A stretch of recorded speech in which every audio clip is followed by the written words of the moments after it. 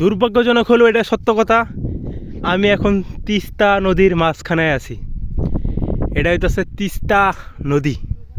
নদীর মধ্যে কোনো পানি নাই, নদীর সাইডে একটু পানি আছে, আর পুরোটাই চর যাচ্ছে। এখন ওয়ার্ল্ড ম্যাপে দেখলাম গুগলে, সেই জায়গায় দেখা যাইতেছে এটাই নদী।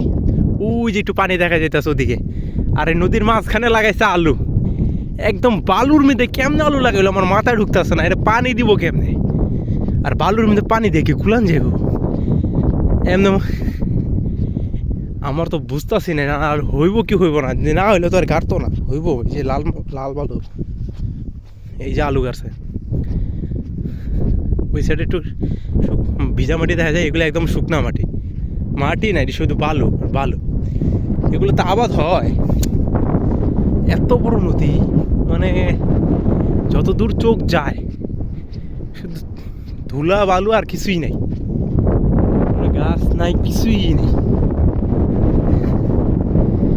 ওই যে কত দূর আবার রে, আরো কত দূর আবার রে, ওই ওদিকে তিস্তা নদী, মইপুর ব্রিজ।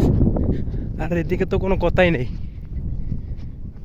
মাঝখানে আছে না কোনে আছে নিজেও জানি না। हम किस गली जा रहे हैं अपना कोई ठिकाना नहीं, अपना कोई ठिकाना नहीं।